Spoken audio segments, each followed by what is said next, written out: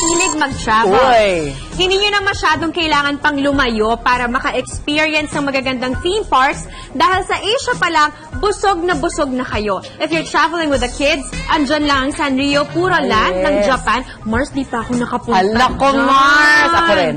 Bilang si Nathan, parang hinuwambet yan. Diba? Where kids can spend time with Hello Kitty and friends. You can also check out Everland in South Korea that features petting zoo and pony rides. Para naman sa mababarkada, pwede niyong subukan ng mga rides sa Lot World ng South Korea. Andyan din ang safari and theme park ng Taiwan, ang Leofo Village. If you're traveling with your partner, pwede kayong magpunta sa Seoul, Korea and ride their cable car to N Seoul Tower kung saan pwede kayong mag-iwan ng love blocks at designated areas. Ang cute kanya-kanyang paandar, Mars, and mostly syempre for kids, di ba? Para isang buong araw na rin yun, At kung dito naman sa Pilipinas, may Enchanted Kingdom. Tama din naman. The magic is here.